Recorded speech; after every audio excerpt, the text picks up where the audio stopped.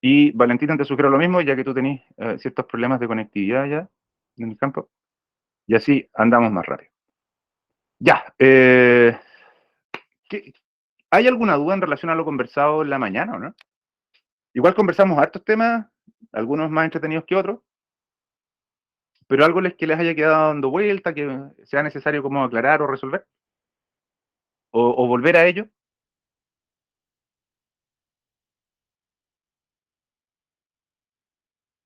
¿no? Sí, está claro lo del derecho propio, todo eso. Bueno, espero que sí. El silencio otorga. A ver, ya, vamos a continuar. Recuerden que habíamos clasificado los contenidos del convenio, vamos a hacer una suerte como de paneo general. Eh, Habíamos hablado de que el convenio 169 establece, si uno pudiera clasificarlo, 4 ejes de derechos, ¿no es cierto? Y habíamos dejado para el final tal vez el principal. Le dijimos que derechos territoriales, tierras, territorios y recursos naturales, y hablamos de la justa compensación, y hablamos de las indemnizaciones en el caso de la propiedad de subsuelo. O sea, esto para los atacameños, los quechuas, los aymaras, sería oro puro. Hablamos también de la aplicación del derecho propio y nos planteamos tres preguntas, ¿se acuerdan? Una, ¿a quiénes? ¿Entre quiénes? ¿Qué materia? Y los límites. ¿Sí? Simplemente para ir haciendo sintonía. Eh, y finalmente hablamos de los derechos económicos, sociales y culturales, que los agrupamos, los mencionamos, pero los agrupamos o destacamos dos principales, uno, la educación intercultural, y segundo, la salud intercultural.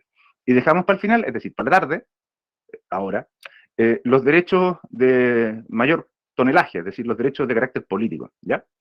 Y aquí distinguimos dos derechos, básicamente. Podrían ser tres, pero vamos a mencionar dos. Uno es el derecho a la autodeterminación reconocido por el convenio. Derecho a la autodeterminación que ya aclaramos de que en el caso del convenio 169, a diferencia de la declaración, es una autodeterminación en el contexto, o le hace en el contexto de una versión restringida, desarrollada o realizada dentro del Estado. Es decir, versión autonomía dentro del Estado sin ninguna posibilidad o sin ningún argumento a favor de la secesión estatal. De hecho, ningún instrumento internacional reconoce la secesión estatal. Para que lo tengan claro y para que despejar cualquier duda al respecto. ¿Ya?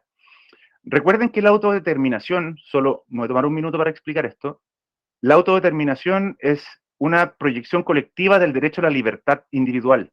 ¿Sí?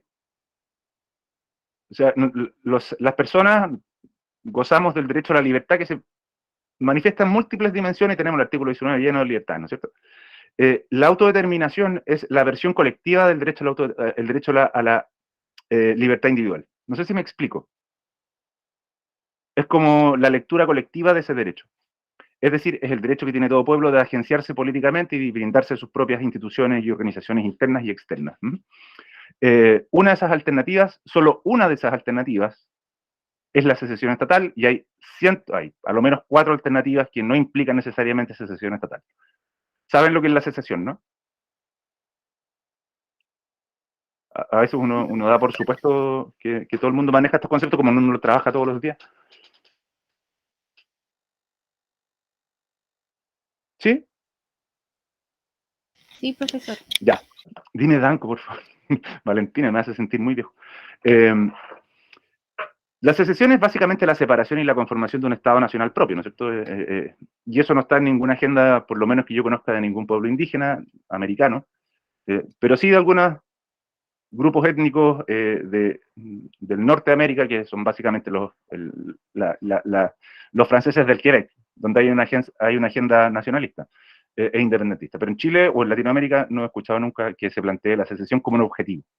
Entonces, habiendo despejado eso, la versión que tenemos de la secesión estatal, o sea, la versión que tenemos de la autonomía o de la autodeterminación, en el convenio 169 es la versión autonomía. ¿Cuál es la dimensión, cuál es el tonelaje, cuál es el alcance y sentido de la autonomía indígena? Bueno, es algo que vamos a ver y que depende de cada país, digamos, en particular, atendidas, como lo hablamos en la mañana, de sus condiciones particulares. ¿Sí? ¿Dudas o consultas sobre esto? No, al menos yo no. Ya, súper. Entonces vamos con el segundo, y aquí voy a ocupar una palabra a propósito, ¿no? Con el segundo elemento de esta clasificación, que es la consulta indígena. Yo creo que todos hemos escuchado la consulta, la consulta, la consulta, la consulta. Ha aparecido en varios episodios últimos, entre ellos el proyecto de nueva constitución, ¿no es cierto? Pero anterior a eso hemos tenido varias experiencias de consulta. Recuerden que la consulta es el corazón del convenio 169, y está con nosotros desde la entrada en vigencia del mismo convenio. Eh, ¿Cómo explicarlo? A ver, la consulta, se discute cuál es la naturaleza de la consulta, y esto no es menor. Mientras para algunos autores, la consulta es un derecho en sí mismo, ¿sí? Es decir, existiría el derecho a la consulta. Para otros, la consulta solo sería un mecanismo de garantías o salvaguardas. ¿Se entiende la diferencia, no? Es decir, un mecanismo procedimental para efectos de que se respeten ciertos derechos. Por ejemplo, las tierras, territorios, recursos naturales. Pero no sería un derecho en sí mismo. ¿Se entiende, no? O sea, esto no es menor.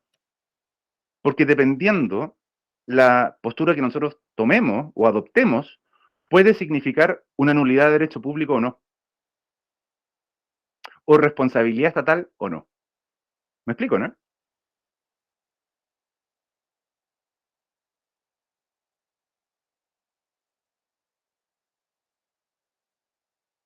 ¿Se entiende? Uh-huh. Si fuera un derecho sustantivo, no habría lugar Obvio a que un no, derecho público. obvio que no, porque a ver, Por eso. pero en el caso que entendamos que la consulta es solo un mecanismo, simplemente es un conjunto de procedimientos que establecen estándares para proteger derechos. Es como si argumentáramos que el recurso de protección es un derecho. ¿Se entiende, no? Porque la consulta puede ser entendida como un derecho en sí mismo, ¿ya? Perfecto, súper. Vulneraste un derecho al no hacer la consulta. En consecuencia, si vulneraste un derecho, no cumpliste la ley, ergo, tú tienes el abanico de acciones legales para efectos de dejar sin efecto por no haber aplicado la ley, ¿sí? Haber cumplido un derecho establecido en la Constitución, atendido que el convenio tiene a juicio de la mayoría de la doctrina, digamos, rango constitucional, la unanimidad de la doctrina. Salvo uno que de autor no conozco a nadie que diga lo contrario. Mientras que si tú entiendes que la consulta es una mera salvaguarda, es decir, una garantía, un mecanismo para asegurar derechos, puedes no cumplirla y no pasa nada. ¿Me explico, no? Porque en definitiva, si tú garantizas el acceso a las tierras, al territorio o a los recursos naturales o a alguno de los derechos establecidos en el convenio, da lo mismo si haces consulta. Porque es un simple mecanismo. El Estado puede tener otros mecanismos distintos de la consulta, podría tener otros mecanismos diferentes de la consulta para efectos de garantizar esos derechos, sin recurrir necesariamente a la consulta en sí misma, toda vez de que es un acto meramente formal. ¿Se entiende, no? Entonces, si tú incumpliste un acto meramente formal, no hay incumplimiento de un derecho, sino una falta procedimental. ¿Me explico, no? Determinar esto es súper importante, porque ustedes pueden argumentar para los dos lados, dependiendo del lado en que se encuentren, como hablábamos en la mañana, diciendo que efectivamente el Estado no ha incumplido, toda vez de que simplemente lo que se omitió es una mera formalidad. Es decir, se omitió un procedimiento. Puede haber una falta administrativa, pero no, en definitiva, no hay una vulneración de un derecho de fondo, digamos. Porque la consulta no sería un derecho. Este es un juego de interpretaciones como lo hemos señalado en la mañana. ¿Sí? Ahora, en Chile, nosotros hemos entendido, y de hecho así está en el Decreto Supremo 66, que la consulta es un derecho. Ahora, las cosas son lo que son y no lo que se dice que son las cosas, lo sabemos. Así que pueden libremente argumentar en torno a esos dos ejes. ¿Se entiende, no? Sí, profesor. ¿Quién de ustedes ejerce así libremente la profesión? Le he estado dando demasiados tips. No, yo no. Pero bueno, si les toca ejercer, sobre todo, si les toca ejercer, ahí tienen varios elementos para efectos de argumentar para uno u otro lado. Ustedes verán ahí si los ocupan o no. Pero entonces, la primera discusión es en torno a qué es la consulta. Un sector sostiene, esto como me acuerdo cuando estudiaba, cuando decía, gran parte de la doctrina, una parte de la doctrina sostiene que, bueno, que la consulta es un derecho en sí mismo, mientras otros sostienen que es simplemente un conjunto de mecanismos procedimentales para efectos de garantizar los derechos de fondo establecidos en el convenio. Cualquiera sea la opción, pero cualquierísima que sea la opción, la consulta es el corazón del convenio 169. Todo es consulta. Si ustedes han leído el convenio, se van a dar cuenta que en todas las materias plantea la consulta.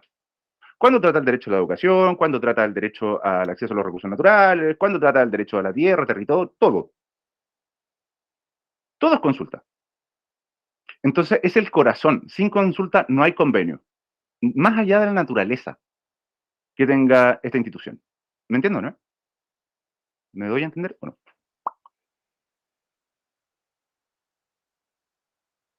Bueno, espero que sí. ¿Cuál es la finalidad de la consulta? La consulta tiene un objetivo, que es básicamente subir los estándares de aplicación de políticas públicas e incorporar a los pueblos indígenas en la formulación de políticas públicas, es decir, nivelar la cancha, en términos que aquellos sujetos que han sido históricamente excluidos, invisibilizados, puedan pararse en igualdad de condiciones con el Estado, es decir, quien formula las políticas públicas, en aquellas materias que afecten directamente a los pueblos indígenas.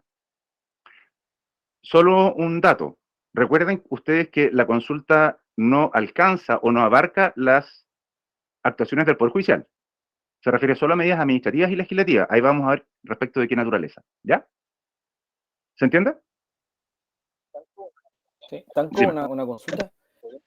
¿Podemos asimilar la consulta en alguna manera al principio? Algunos lo llaman así, principio de participación ciudadana, que está consagrado en la ley 18.575. Eres un crack, efectivamente, pero la consulta te establece un estándar más alto. Es una manifestación del principio de la participación. Pero no es cualquier participación, es una participación que te requiere un estándar más alto. Porque aquí estás preguntándole a los que nunca hablan. No sé si se entiende. A los que nunca son escuchados, a aquellos sujetos que son distintos y que no entienden las políticas públicas, porque esa es la premisa de la cual parte. Es decir, hay una asimetría de poder. Entonces, estos sujetos, que han sido históricamente excluidos, ¿se acuerdan de las 3 medidas que hablábamos? Justicia correctiva, política, ¿verdad? Estos sujetos tienen, como para cerrar esa brecha, tienen este derecho especial, ¿sí? ¿Y qué se justifica en este contexto de la diversidad, ¿no es cierto? Entonces, la participación, en el caso de los pueblos indígenas, ojo, recuerden que esto también se manifiesta en la ley de bases del medio ambiente, en el caso de los pueblos indígenas se transforma en consulta, lo cual requiere ciertos requisitos, ciertas condiciones, ciertas características que no tienen necesariamente otros grupos que no son pueblos indígenas. Es decir, el rigor de la participación aquí, el estándar establecido acá, es más alto que para el resto de la población. No sé si me explico con eso. Pero efectivamente es una manifestación del principio de la participación. De hecho, no sé si han leído los informes de las Naciones Unidas sobre las políticas públicas en Chile, donde el principal problema de las políticas públicas en Chile, que no son todas malas, ojo, somos súper descarnados con Chile, pero la verdad hay políticas públicas que han funcionado muy bien. Chile crece contigo, por ejemplo, que de hecho es un modelo, se ha transformado en un modelo a nivel internacional. La formulación de políticas públicas tiene como, desde las Naciones Unidas, que cuando hacen los informes de políticas públicas, desde el año 2000, por lo menos yo lo he visto desde el año 2006 en adelante, donde siempre hay un eje central de la crítica de Naciones Unidas a Chile, que es la falta de participación en la formulación de políticas públicas. Porque el Estado, no sé si se acuerdan de una canción de Molotov, que decía, el que tiene el poder no lo quiere perder. Por lo menos era de mi época. Y supongo que la de Fernando también, aun cuando Fernando va a ser menor que yo. Es más joven. Claro, pero sin duda, ¿cómo olvidarlo? Abrir la formulación de políticas públicas a la participación ciudadana implica necesariamente perder poder. Entonces, lo que busca la consulta es asegurar que cuando se formulen políticas públicas para pueblos indígenas o que afecten a pueblos indígenas, y aquí vamos a ver qué se entiende afectación en unos minutos más, implica que ese estándar es mucho mayor. ¿Cuál es la razón de que este estándar deba ser mayor? Bueno, sucede que estos sujetos, a los cuales son los sujetos de políticas públicas, la verdad es que nunca lo hemos pescado mucho. En consecuencia, se mantienen los peores indicadores de pobreza, desarrollo, y eso está ahí, digamos. Así que hay que subir el estándar, el nivel de la participación y transformarlo en consulta. Ojo, hay ciertos mitos que vamos a romper en estos minutos que vamos a hablar sobre esto. El objetivo de la consulta, primero, ¿cuándo tiene lugar? Me imagino que lo saben, pero tiene lugar cada vez que el Estado o gobierno, o los gobiernos, dice el convenio, pero entiéndase el Estado, en todas sus dimensiones, todas, incluso municipales, y aquí empieza el juego con lo administrativo, ¿sí? Después voy a meterme en eso. Cuando el Estado pretenda implementar medidas administrativas o legislativas susceptibles, es decir, previo a, de afectar directamente a los pueblos indígenas. Es decir, medidas administrativas o legislativas implementadas desde el Estado, susceptibles de afectar directamente a los pueblos indígenas. Esto suena súper claro, ¿no es cierto? O sea, como, por supuesto, evidentemente. La pregunta es, ¿qué significa susceptibilidad de afectación? Y ahí, como el legislador no ha definido la susceptibilidad, es que son los tribunales los que han terminado que es la peor de todas las alternativas cuando uno no legisla, que son los tribunales los que van determinando caso a caso cuándo es consulta o no. Hay un nudo. El objetivo de la consulta es la obtención de un consentimiento. Es decir, debe agotar todos los mecanismos para efectos de lograr un consentimiento por parte de los pueblos indígenas. Sin embargo, el consentimiento no es la obligación. ¿Se acuerdan en civil cuando nos enseñaron de que existían obligaciones de medio y resultado? La consulta es una obligación de medio, no es una obligación de resultado. No es vinculante. A ver, realizar la consulta es vinculante, de acuerdo a los estándares establecidos por el convenio y por el Decreto Supremo 66, porque estamos hablando de Chile, que la regula a través del Decreto Supremo 66, que es el Decreto General de Consulta. Lo que no es vinculante es el resultado. Puede ser que el Estado actúe de buena fe, de manera previa, que lo haga, que realice la consulta de la manera en que se establecen todos los estándares internacionales, pero no puede estar sujeto al consentimiento de los pueblos indígenas, porque eso implica o esconde un derecho a veto. ¿Se entiende, no? Entonces la consulta es una obligación de medio, no de resultado. El consenso no es el requisito sine qua non en virtud del cual se realizan o no estas medidas, se concretan o no estas medidas legislativas o administrativas. ¿Me explico, no? Sí. O sea, puede ser de que, o sea, ¿te acuerdas cuando se intentó modificar la ley indígena? Sí. Valentina, Sí. quedó la crema, ¿te acordás? Sí, menos mal no me tocó ir a terreno. Uf, palos, iban palos, venían. Yo vi, y fue muy chistoso. Me tomaron un minuto para recordar esto. Un segundo. Yo me acuerdo de una abogada que le llegó un guiñazo. Y como que la entrevistaron inmediatamente y dice, no sentí nada, y como que se sobaba.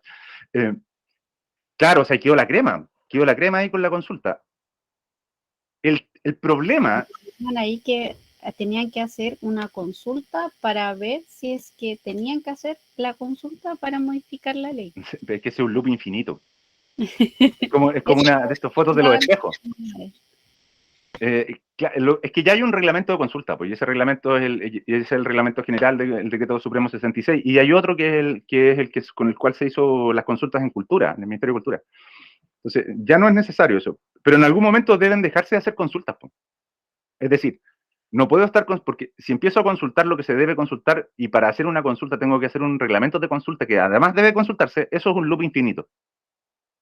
Es como esas fotos que nos sacamos en los espejos que son como infinitas. O sea, en algún momento tiene que cortarse. O sea, recuerden, solo para efectos de hacer una contextualización histórica. ¿Se acuerdan que les contaba esta cosa de la entrada en vigencia del convenio, de qué pasó entre medio, de cuándo empezó a regir? El Estado lo que ha hecho es básicamente regular la consulta a través de decretos supremos, ¿ya? El primero fue el 124, que es del año 2010, si mal no recuerdo, y que fue modificado por el decreto supremo de 66 del año 2013.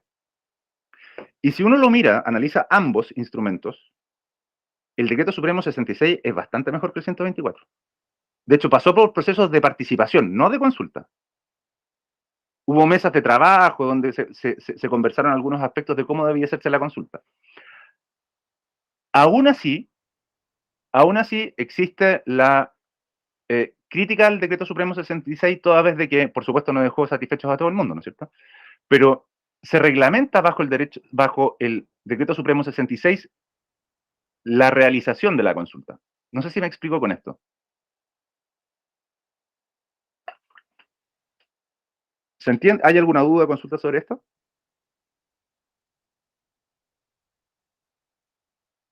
Eso último creo que no lo capté. ¿Cuál? ¿Cuál de todos?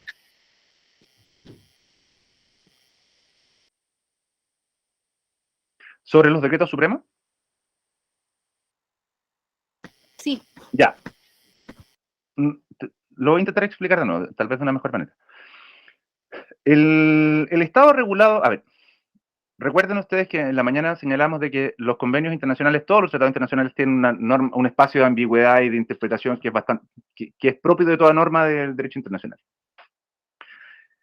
¿Qué es lo que hicimos en Chile cuando entró en vigencia el convenio 169? Intentamos regular la consulta porque la verdad podría eventualmente dar para todo en los términos de que está planteada en el convenio. Entonces en Chile dictamos primero un decreto, que era el decreto 124, que es del año 2010, y que regulaba cómo se iba a realizar la consulta. Es una norma, un decreto supremo, una norma reglamentaria que dice ya, el procedimiento va a ser el siguiente, y van a participar tales personas. El 2013 se modifica el decreto 124, que había sido objeto de muchísimas críticas, porque se entendía que era restrictivo, que no respondía a los principios y valores del convenio. En consecuencia, hubo de dictarse otro decreto, que reemplazaba íntegramente al 124, que le daba la operatividad al procedimiento de consulta. Y ese decreto, que está actualmente vigente, es el Decreto Supremo 66. Porque si ustedes leen el convenio lo único que establece son orientaciones, criterios generales. El tema es cómo lo hacemos operativo. Y lo hacemos operativo a través de una norma, que es el Decreto Supremo 66. ¿Se entiende ahí o no? Sí. Que lo único que hace es reglamentar el procedimiento de consulta, porque si tú lees el convenio, no establece un procedimiento, establece orientaciones. El plazo, el cómo, el dónde, el quién reclamar, quién participa, eso lo definimos a través del Decreto Supremo 66. ¿Se entiende ahí o no? Sí, sí. Perfecto. ¿Dónde está regulada la consulta en el convenio? Está regulada en el artículo, bueno, está en todo el convenio, la verdad, pero principalmente está en el convenio, o sea, está en el número, en el artículo 6 del convenio. Ahí está. Y ahí nos dice cuáles son los requisitos y los criterios de consulta. Y nos dice que la consulta debe ser hecha de manera previa, mediante procedimientos apropiados, a través de instituciones representativas de los pueblos indígenas, cada vez que se prevean medidas administrativas o legislativas susceptibles de afectarlos directamente.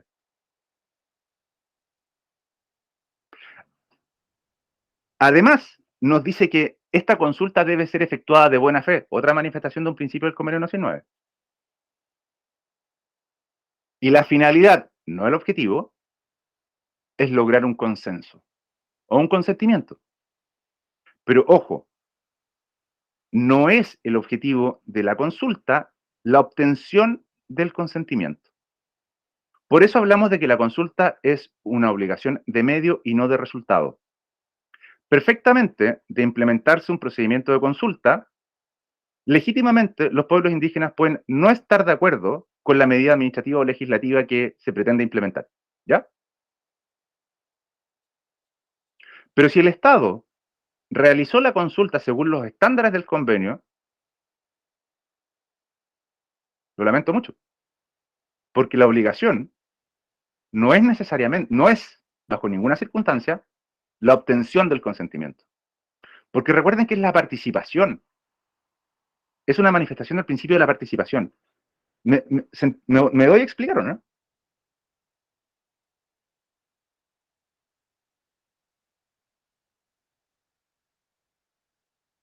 ¿Sí se entiende? Ya, perfecto, súper. Eso es lo que me interesa. A ver, cada uno de estos conceptos es un mundo. Yo simplemente les voy a hablar en términos generales. ¿Eh? O sea, ya dijimos que las características están acá, digamos, las podemos... O sea, la consulta debe ser previa, libre, informada, de buena fe, dirigida a obtener un consentimiento a través de las organizaciones representativas. Cada una de estas cuestiones es un mundo. O sea, que sea libre significa que no debe estar sujeto a ninguna coacción.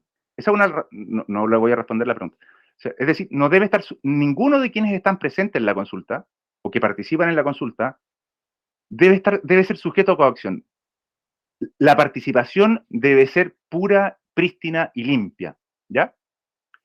Aunque no lo crean, previa significa antes de cualquier cosa. Incluso antes de la planificación. Les voy a contar una experiencia personal para ver si queda claro. Yo trabajo en la Universidad de la Frontera, creo que se los dije. Hace algunos años atrás, una municipalidad diseñó un plan de desarrollo comunal, o plan regulador, no me recuerdo bien. Y recibo un llamado del municipio y me dice, ¿usted es tal persona? Sí, le digo. Oiga, ¿usted trabaja con indígenas? Sí, le dije.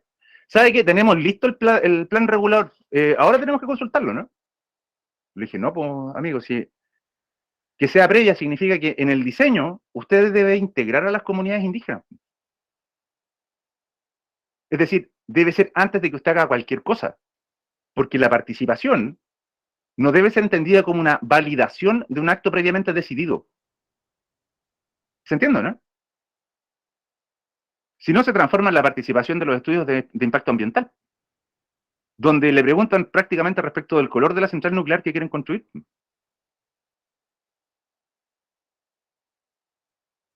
¿Se entiende?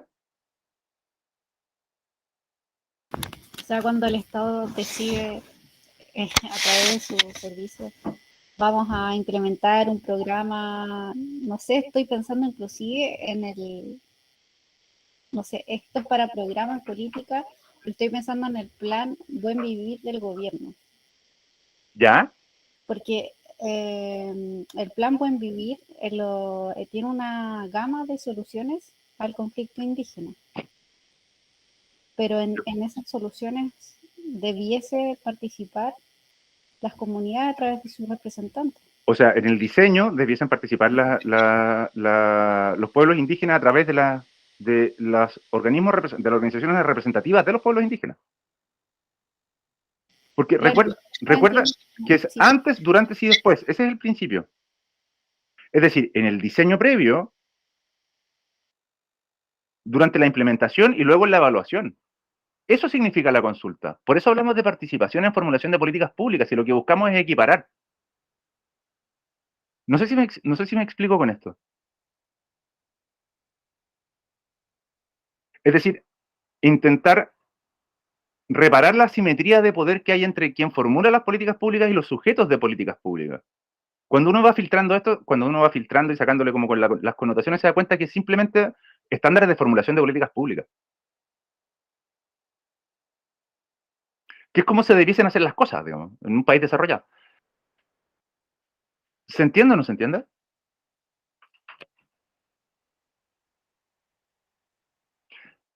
Otro requisito o otra característica es que la consulta debe ser informada, aunque ustedes no lo crean. O sea, aunque parezca obvio, es bueno señalarlo, debe ser informada. ¿Qué significa que sea informada? Es decir, y está asociado al principio de la buena fe. Es decir, que todos quienes participen deben contar encima de la mesa con la misma información. No sé si me permiten explicar a través de un ejemplo. Hace varios años atrás yo trabajaba en la Universidad Diego Portales y en la Diego Portales acompañamos o monitoreamos el proceso de consulta de la creación del Ministerio de Asuntos Indígenas, que era una medida legislativa, ¿no es cierto? En esta medida legislativa, los pueblos indígenas, evidentemente, ya estaba en vigencia el convenio 169, tenían que ser consultados. Y la primera reunión se hizo en Temuco, en el gimnasio que está en el centro, no me recuerdo, no sé, Caupolicán creo que se llama, algo así. Y llegaron los abogados del ministerio y hicieron la consulta, llegó un par de dirigentes, digamos, no llegaron muchos tampoco, y los abogados del ministerio empezaron a leer la ley y hablaban de la solución de continuidad de CONADI, en fin, una serie de conceptos técnicos que incluso a mí me costó entender. Y los viejos se miraban entre ellos, ¿qué están diciendo estos gallos? Bueno, llegó un momento en que pudieron opinar, digamos, se les entregó la palabra, y se para un dirigente y le empieza a preguntar al abogado en Mapudungún, les da 15 minutos de discurso en Mapudungún. Y el viejo siguió parado ahí esperando la respuesta. Y el abogado transpiraba. No tenía idea de qué le estaban preguntando. Nadie hablaba de Mapudungún en el equipo del ministerio. Y en consecuencia, bueno, por supuesto terminó en una risotada general, en consecuencia no pudo responderle nada de lo que le preguntaron. Entonces, eso, más allá de la anécdota, es una muestra de cómo no deben hacerse las consultas. Porque las consultas deben ajustarse de acuerdo a la realidad de cada una de las comunidades o pueblos a los cuales se le está realizando la consulta. Y debe haber simetría de información, no asimetría. Si uno va al campo, la solución de continuidad o vínculo de continuidad de un servicio público con otro, explícalo de otra manera. No sé si me explico con esto.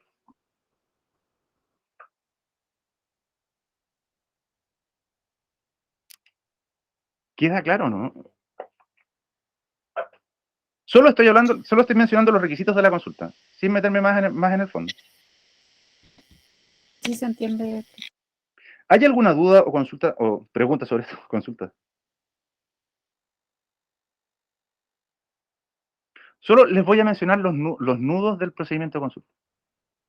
A ver.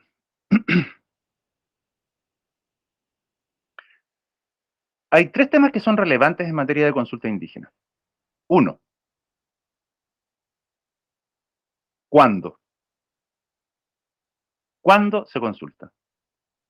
2. ¿Cómo se consulta?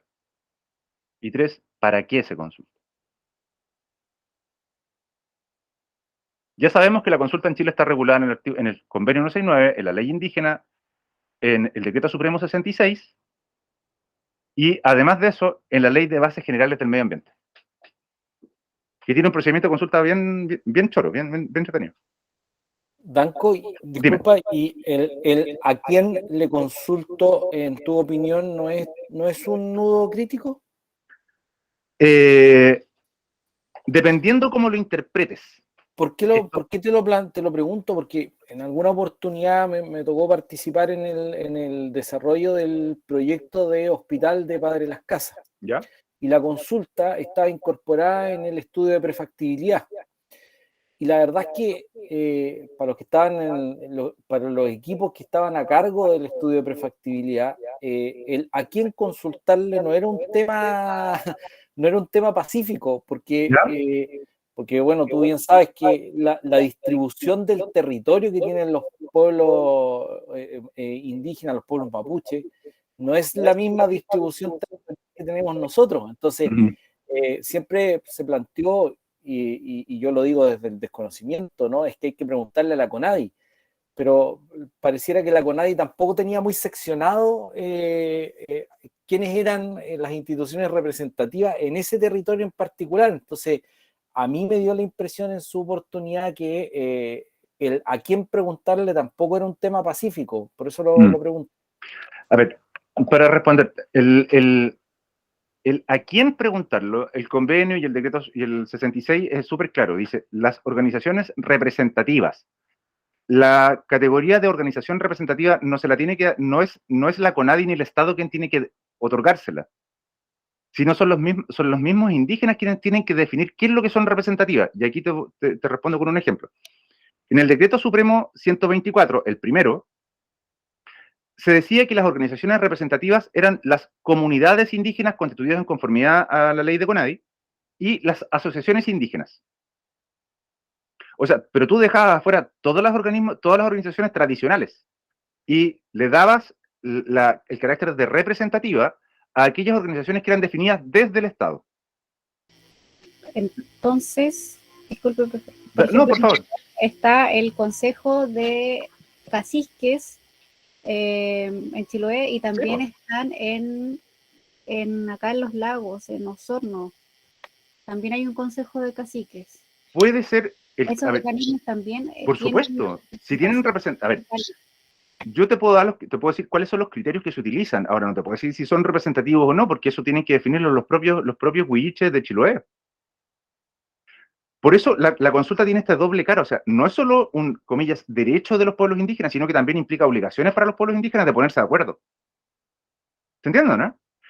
Ustedes definirán dentro del plazo que establece el decreto supremo cuáles son sus organizaciones representativas, pero sin cuestionarlas, porque después de eso, o sea, ya están convocados. ¿Se entiende, no? Se entiende. Ahora, que se pongan de acuerdo ya ese es tema de las comunidades indígenas. Porque nadie está obligado a la consulta, a participar de la consulta. El único obligado es el Estado. ¿Obligado a qué? A realizar un procedimiento de consulta de acuerdo a los estándares del convenio.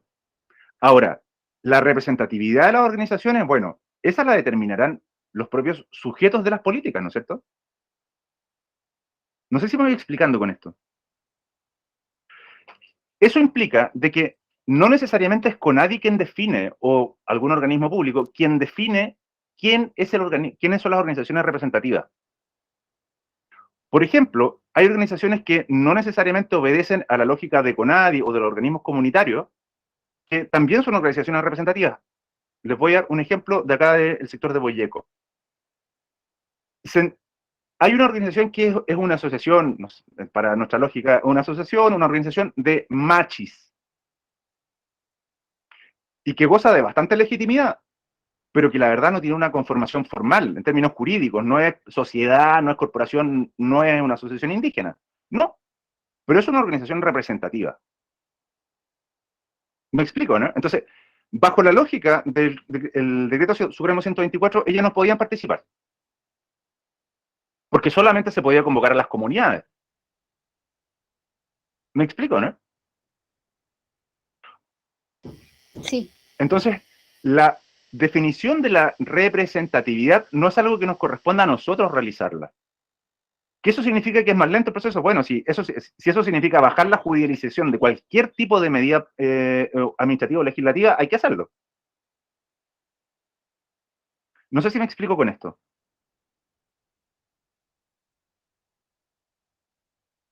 ¿Ustedes saben cuánto vale la judicialización de un proyecto, no? Y la judicialización se produce precisamente por la debilidad de la participación. El 95% de los proyectos que se presentan en esta región, cualquiera sea, al sistema de evaluación ambiental, esto se los comento porque hice un proyecto de investigación sobre esto, el 95% de los proyectos se judicializan. Y la razón es la falta de consulta y participación. O sea, de 10 proyectos, 9 se van a tribunales. Si hacemos una adecuada consulta previa, donde implementemos estas medidas de participación indígena al inicio de cada proyecto, incluso en el diseño de cada proyecto, la equivalencia va a ser que bajen los niveles de judicialización. ¿Se entiende, no? Por eso siempre todos los proyectos presentados por el Estado se judicializan. Por eso no resultan las consultas. porque son diseñadas desde Santiago, desde un organismo público, a efectos de llegar y aplicarla. Entonces, lo único que se busca mediante la consulta es la validación del proyecto. No sé si me explico con esto.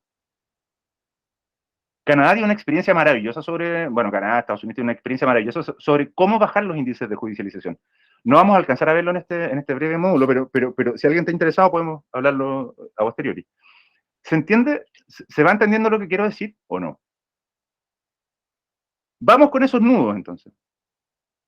¿Cuándo se consulta? Aquí, esto es un mundo. Cada una de estas cosas es un mundo. Se consulta cada vez que el Estado implemente medidas administrativas y legislativas susceptibles de afectar directamente a los pueblos indígenas. ¿Qué les llama la atención de la definición? ¿Cómo se define que va a afectar a las organizaciones indígenas? Perfecto. Primero, vamos por partes. Medidas legislativas. O sea, de hecho, excluye las resoluciones judiciales, ¿no es cierto? Lo dice claramente. Resolución judicial, fuera. Ahora, los autos acordados, eso es prácticamente una medida legislativa, ¿no es cierto?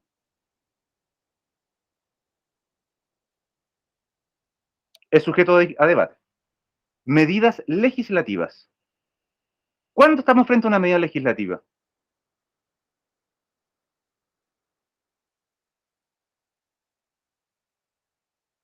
¿Solo dictación de una ley?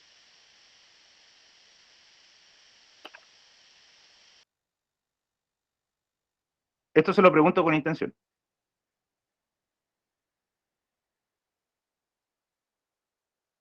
¿Cómo debemos interpretar medidas legislativas? ¿Cómo creen ustedes? Del amplio sentido de ley. ¿Qué significa el amplio sentido de ley a su juicio? Decretos con fuerza de ley, leyes. Valentín, y si yo te digo que cualquier reforma constitucional, También. pero si dice También. legislativa, pues, no se debiese aplicar. No, pero la realiza el órgano legislativo. La reforma constitucional Ya. sí, por el órgano legislativo. De esa forma amplia. Mira, si tú te fijas en la discusión actual que hay sobre el proceso constituyente, hay quienes sostienen de que cualquier reforma constitucional no debiese ser consultada toda vez de que el convenio dice claramente y el decreto supremo dice claramente de que se refiere a medidas legislativas. Entonces, la Constitución no es una ley. No estoy dando mi opinión, estoy simplemente relatando. La Constitución es la Constitución. La norma suprema, ¿cómo le dicen? La norma madre o algo así. Hay una frase muy cursi para decirlo. En consecuencia, estaría fuera de la medida legislativa. Y la interpretación que hace una interpretación restrictiva de la legislativa, artículo 63 de la Constitución. ¿Se entiende, no? La verdad es que esa distinción no la hace el convenio. Y si recuerdan ese principio de que si la ley no distingue, no es lícito el intérprete distinguir. Entonces, evidentemente, a mi juicio, ya esta es mi opinión, mi interpretación, me hago cargo de mi interpretación, por supuesto, una medida de reforma constitucional es una medida legislativa, porque la Constitución es una ley fundamental, pero ley al fin. ¿Se entiende, no? Se entiende. Perfecto. Susceptible de afectar directamente, pero vamos por partes. Una medida administrativa, don Fernando, usted que trabajó en el centro, en ese corazón de la administración del Estado. Recuerda que los actos administrativos son esencialmente revocables. ¿Qué medida debe consultarse? Y aquí... Además que es tan amplio que...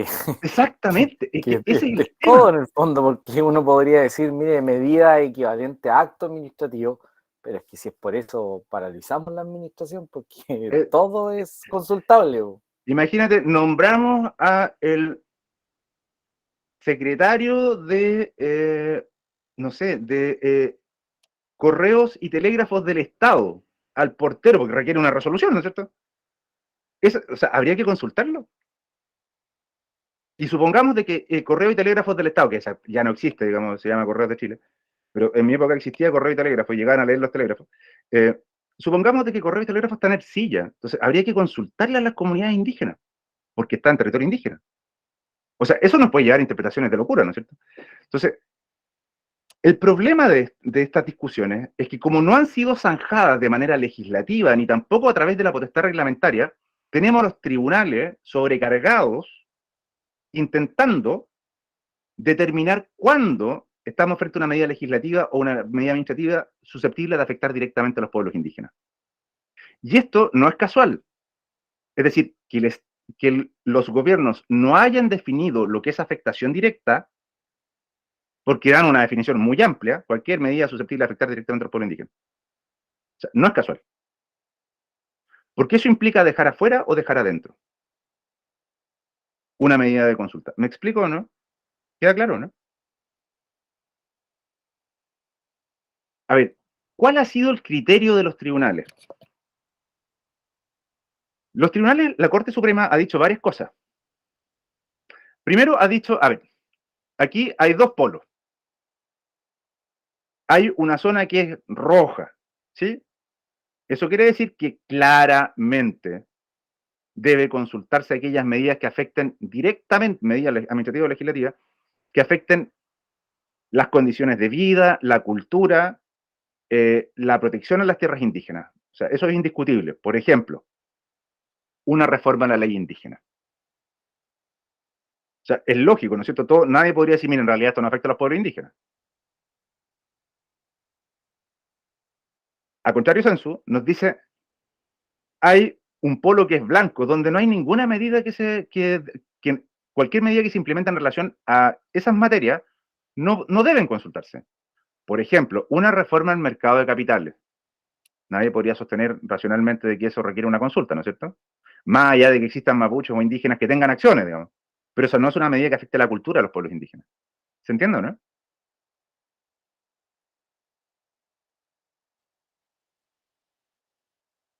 ¿Sí o no? Sí, profesor. El problema es que en medio de esos dos polos hay un largo y hermoso mar que es plomo. Porque hay medidas que podría hacer y otras que no podría hacer. Les voy a poner un ejemplo. Reformas al Código de Aguas o reformas al Código de Minería. Quedamos en el limbo. Y van a tener que ser los tribunales quienes decidan. La Corte Suprema nos ha dicho que aquellas medidas, en jurisprudencia del año 2017 en adelante, nos ha dicho aquellas medidas de carácter general que afecten a la generalidad de la población de Chile no requieren ser consultadas. Por ejemplo, y esto fue con ocasión de un recurso de protección. Les voy a contar por qué. Una organización de Santiago, Mapuche de Santiago, presentó un recurso de protección en contra de del gobierno, digamos, en el periodo de la presidenta Bachelet, porque la reforma de pensiones no incorporaba o no había sido consultada con los pueblos indígenas. ¿Ya? La Corte dijo, a ver, sí, mira, efectivamente existe la consulta, pero en estas materias que afectan a la generalidad de la población de Chile, no requieren ser consultadas. Solamente van a ser consultadas aquellas materias que afecten directa e inmediatamente algunas de las dimensiones propias de los pueblos indígenas. ¿Se entiende, no?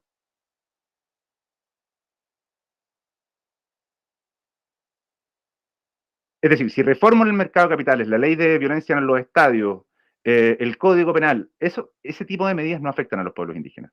Solo se van a ser susceptibles de consulta aquellas medidas legislativas, y todavía no me meto en las administrativas, nos queda un montón, cuando sean susceptibles de afectar la religiosidad, la espiritualidad, la cosmovisión, las tierras indígenas, etcétera, etcétera, etcétera. ¿Se entiende? Se entiende. Perfecto. Entonces, por una parte tenemos que se consulta cuando el Estado pretenda implementar medidas legislativas y administrativas. La dificultad está en relación a las medidas administrativas. Aquí la jurisprudencia ha ido decantando en relación al sistema de evaluación de impacto ambiental. Y les voy a contar dos ejemplos. A ver si con esto aclaro u oscurezco.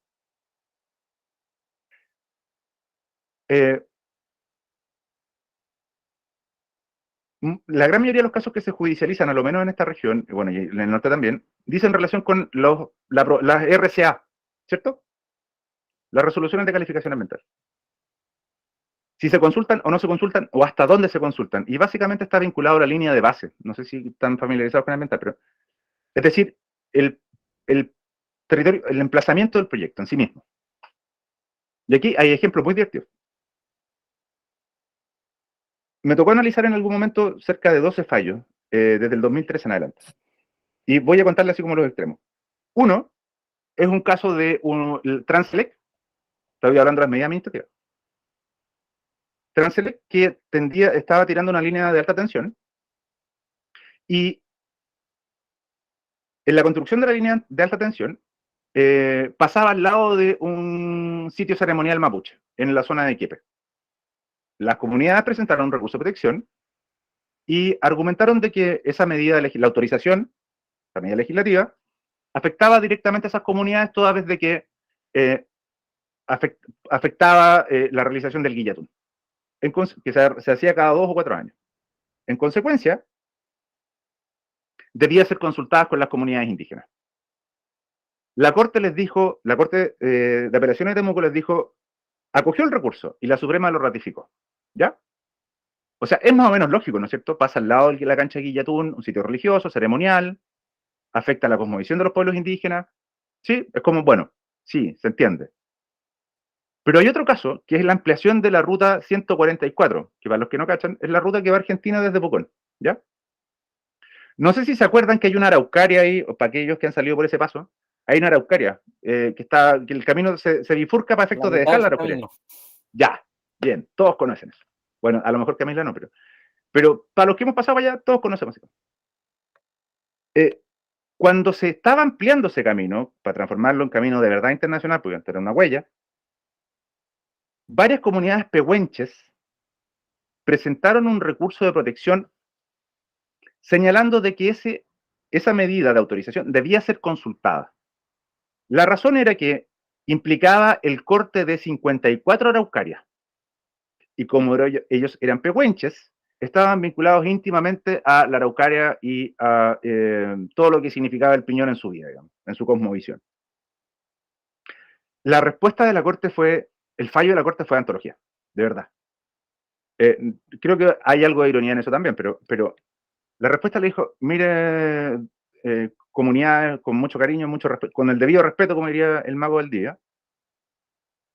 Mire, si usted se le ha olvidado, usted vive al lado del Parque Nacional donde hay, según un informe de CONAF, cerca de 2 millones de araucarias. El corte de 4 araucarias o 5 araucarias, no estoy seguro que a usted le afecte tanto en su cosmovisión. Por lo demás, usted está, del corte de las araucarias, usted está aproximadamente a unos 40 kilómetros. En consecuencia, la verdad es que no ha justificado de la manera correcta o no ha probado de la manera correcta cómo le afecta el corte de esas 4 araucarias en el contexto de 2 millones de araucarias. ¿Se entiende, no? Y les dijo, no hay consulta.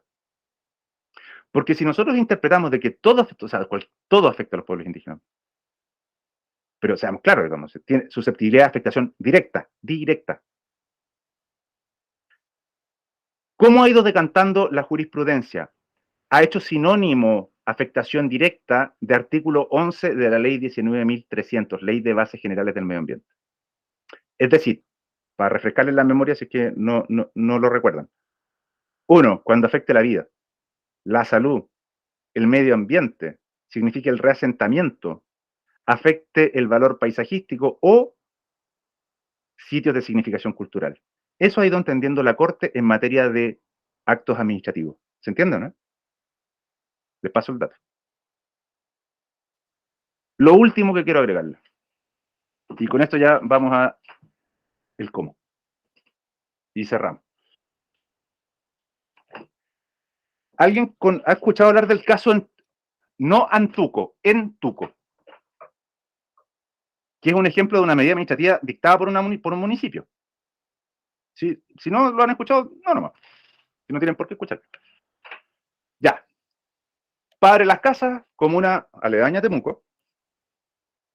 El municipio de Padre Las Casas autorizó la construcción de una media luna, no de un caramelo, pues, sino de una media luna para hacer rodeo. ¿Ubican? Ya. Resulta que la comunidad de Entuco, que está al lado del lugar donde se autorizó, recurrió del acto administrativo a la Corte de Apelaciones. Los argumentos, la verdad, no estoy muy de acuerdo con ellos, pero señalaron de que la afectación decía relación, o que la arbitrariedad decía relación, la ilegalidad de arbitrariedad decía relación con el especial vínculo que tienen los mapuches con los animales y con la naturaleza y todo eso. Quien dijo eso no ha comido nunca a Paul. Y la Corte acogió el recurso, es decir, revocó el acto administrativo y para la casa se quedó sin media luna. El punto es que esa es una de las pocas sentencias respecto de actos municipales. ¿Se entiende, no? ¿Qué en materia de administración? ¿Qué es lo que se debe consultar en materia municipal? La verdad es que plan de desarrollo comunal, para aquellos que trabajan en MUNIS, no sé si hay alguno acá, o debiese consultarse. La determinación del radio urbano, hay algunos abogados que sostienen que si estar dentro del radio urbano no es indígena en la tierra, falso. Y esos son los planes reguladores, ¿no es cierto? Y las respectivas ampliaciones. Ahora, ¿qué no debe consultarse? El nombramiento de las autoridades, evidentemente, eso también son actos administrativos, pero no afectan directamente a los pueblos indígenas. ¿Me explico, no? ¿Queda claro? ¿O no he sido suficientemente claro? Clarísimo. Ya. Recuerden que los actos judiciales están fuera de esto, ¿ah? Fuera de esto. ¿Cómo se consulta? Para ir cerrando. Se consulta de manera previa, de buena fe, a través de procedimientos adecuados, de manera libre, es decir, sin sujetos a presiones. Aquí está, se lo voy a mostrar.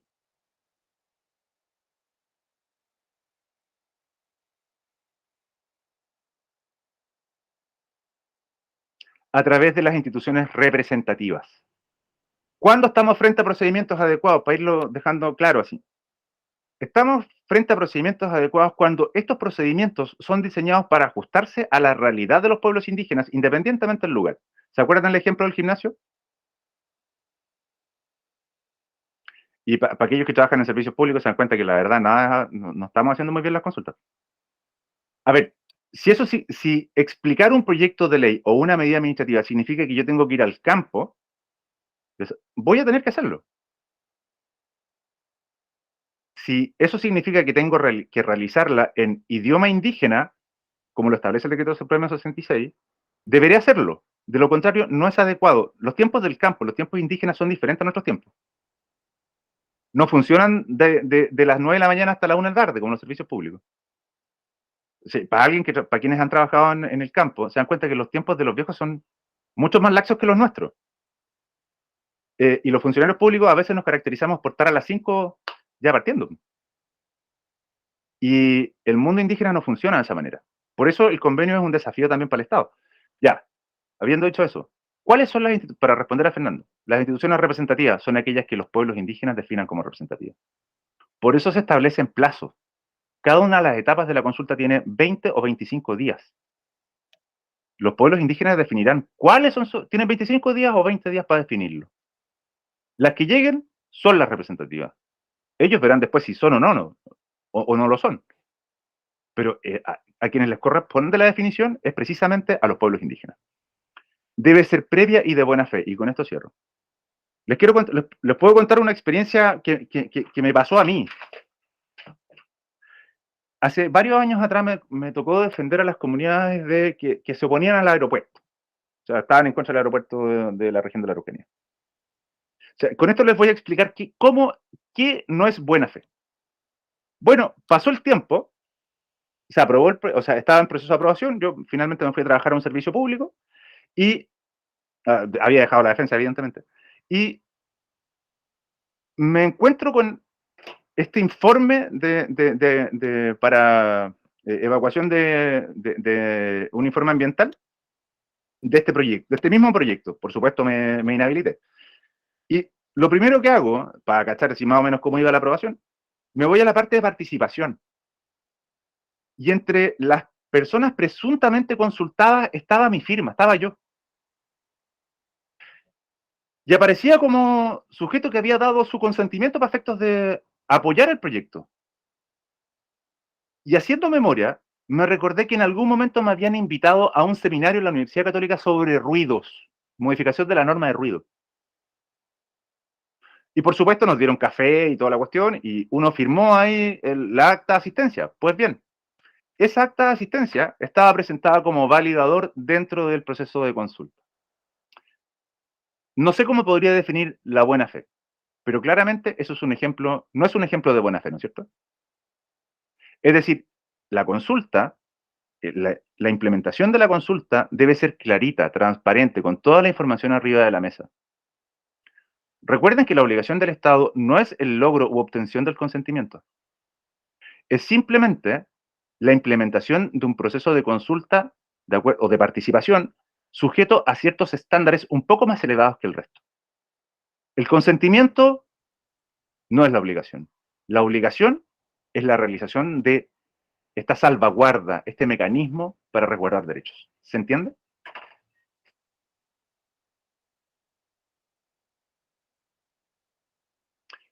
Yo creo que con esto cierro y les doy la palabra y no sé si hay alguna duda o consulta o preguntas. Podemos usar la misma palabra.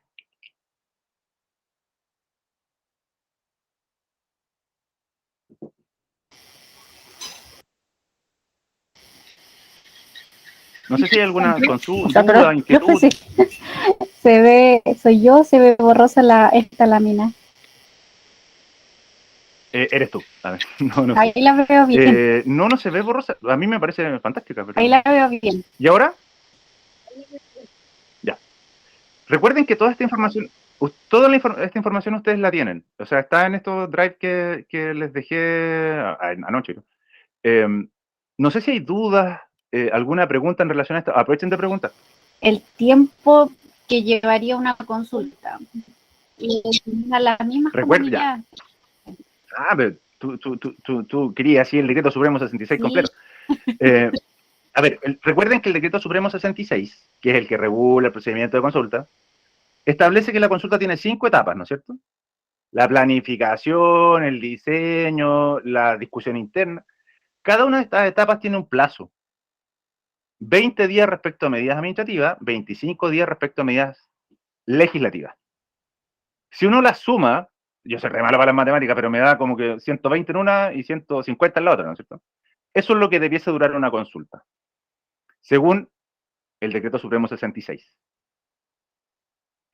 Cada una de estas puede suspenderse, de hecho el mismo decreto supremo 66 dice que en contextos de violencia o de riesgo las consultas deben ser suspendidas. Por eso es muy difícil que se hagan consultas en ciertas partes de la región. No se hacen simplemente. De hecho, la consulta para la reforma de la ley indígena fue suspendida por decreto supremo y después ya otro decreto supremo la revocó, la canceló. Sí, es que fue, bueno, yo no habría ido. Yo fuese sido abogado de CONADI, no voy. De verdad, porque te exponías a que te pasara cualquier cosa. Entonces, en el contexto de violencia, el mismo convenio lo dice, ¿eh? En los contextos de violencia, no es obligación realizar la consulta. ¿Sí? A ver, solo para ir cerrando. Cosa que me puede haber quedado ahí media pendiente. Ya sabemos qué es lo que se consulta, cuándo se consulta, qué es lo que es la consulta, los criterios de la consulta, procedimiento. A ver, si un organismo público tiene dudas de si efectivamente se debe o no realizarse la consulta, recuerda, a ver, primera cosa, esto es como, ¿se acuerdan en fútbol cuando éramos chicos? O cuando, no sé, cuando se juega la pelota, dicen, el que patea, el que hace la falta, tira el penal. ¿A quién le corresponde la consulta? Le corresponde al organismo público que deba decidir respecto a esa medida. Están obligados a la consulta todos los servicios públicos, incluyendo el Estado, a través de todos los servicios públicos, incluyendo los municipios. Y el órgano que debe estar encargado de realizar la consulta no es necesariamente CONADI. CONADI presta asesoría, esa es la obligación de CONADI. Orientaciones, información, pero quien está obligado a realizarla es el órgano que debe adoptar la medida. Por ejemplo, en el caso del sistema de evaluación de impacto ambiental le corresponde al CEA. En el caso que sea una medida administrativa adoptada por la gobernación o por la delegación, es el delegado o gobernador. En el caso de una medida adoptada que deba ser adoptada por el consejo municipal, es el municipio quien debe realizar la consulta. Ejemplo de eso son las ordenanzas municipales.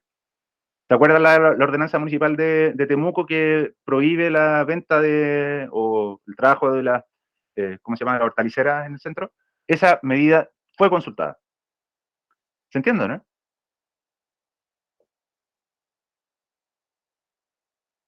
Y el rol de la CONADI es un rol de asistencia e información. En el caso que las organizaciones, los abogados o las comunidades tengan duda de realizarse o no la consulta, debe ser el MIDEPLAN, el Ministerio de Desarrollo, no, MIDEPLAN, el Ministerio de Desarrollo Social, quien determine si hay o no lugar a la consulta.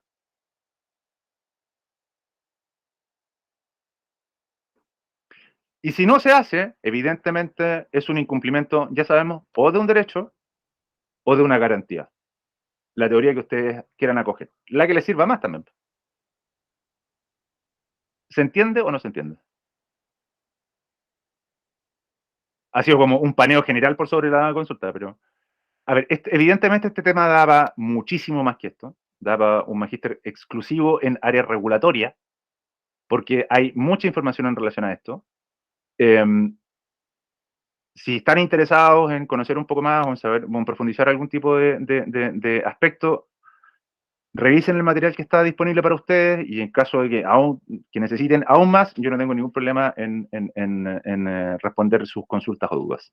Con esto yo concluyo y abro los micrófonos para ver si hay algún tipo de pregunta, duda o inquietud o desprecio absoluto.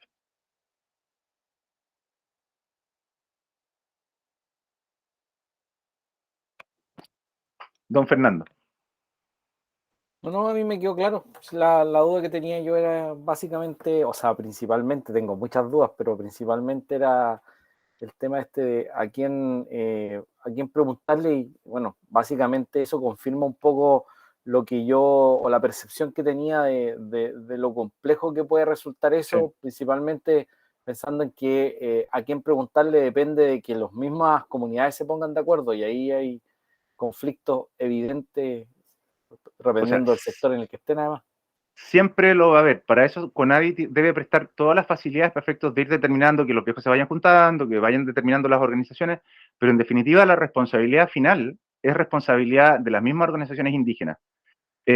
Por supuesto, siempre van a haber sujetos que van a decir que ellos también son representativos, aun cuando estén a 40 kilómetros, como el caso de la Araucaria, pero en definitiva son los mismos indígenas quienes tienen que decir. El Decreto Supremo 66 establece orientaciones, criterios para la determinación de quiénes eventualmente podrían ser representativos, pero no define quiénes son representativos. Porque eso es una responsabilidad de las mismas organizaciones indígenas definirlo. Ahora, por supuesto que un mundo es un mundo. O sea, y siempre va a haber el riesgo de que se judicialice, evidentemente que siempre lo va a haber. Pero mientras más participen, menos posibilidades. Tú no puedes eliminar ese riesgo.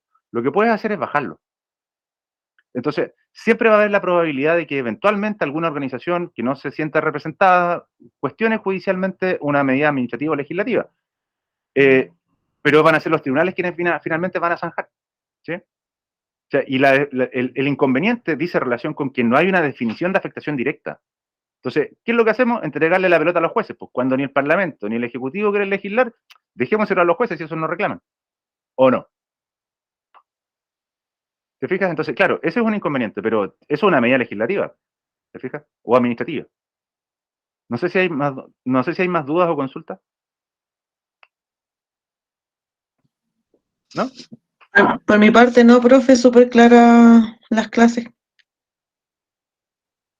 Qué bueno que les ha quedado claro. Ahora viene la parte fea. Si ustedes se han dado cuenta, yo creo que sí se dieron cuenta, porque son súper pillos. Les he dejado la Valentina que se caga cada rato. Les he dejado en el Drive, que pueden abrir en este instante, un breve, o sea, un banco de pequeños casos, ¿no es cierto? ¿Sí? ¿Lo vieron? Que no son muy largos, la verdad. Yo tengo la vista. Ya. La idea es que ustedes puedan hacer clic en esa noticia. O sea, por supuesto, es solo un trabajo, es uno por, o sea, no se pueden duplicar los trabajos. Y la hora la vamos a correr porque pensé que iba a terminar antes. Muy bueno para hablar, parece. Y la idea es que ustedes puedan revisar esa noticia y emitir una opinión. O sea, si está en relación a lo que hemos conversado y esa noticia en concreto. Todas estas noticias son noticias recientes, ¿sí? Sobre procedimientos de consulta. Casos de consulta indígena, dice. La idea es que ustedes puedan revisar cada una de estas noticias, o sea, una por persona, por estudiante, y comentar en no más de 500 palabras, que significa menos de un correo electrónico, ¿eh? Casi la mitad de un correo electrónico, o sea, una media plana, y comentar los aspectos generales y su propia opinión. 600 dice el... Máximo. Ah, ya. Como máximo. Y dar su propia opinión. O sea, la verdad, solamente tienen que leer la noticia y en base a lo que hemos conversado ahí sacar una conclusión. Las noticias están, o sea, cada uno de los casos son noticias distintas, que dicen relación con distintas materias y en distintas partes de Chile. Ustedes deben, o sea, yo les pido que elijan un caso, o sea, uno de los 6 que está ahí, y revisen la información haciendo clic en el enlace y manden y me envíen, pues ya no va a ser a las 18, por supuesto, a las 20. Van a demorar 20 minutos en leer todo y mandar su opinión. ¿Les parece? Ok. Así bajamos estos contenidos a cuestiones más bien concretas. Y no nos quedamos en la teoría, ni en la filosofía, ni en la filosofía del derecho. ¿Se entiende? Camila, Fernando, Valentina, Andrés. Se me cayó la conexión, pero es leer el caso y después... Lo único que les pido es que no se dupliquen los casos. Es decir, que no hagan todos el uno. Eso. Pero Usted, podríamos decir enseguida qué caso va a elegir cada uno. a ver, si gustan, lo puedo hacer yo así de manera muy autoritaria. Sí, mejor.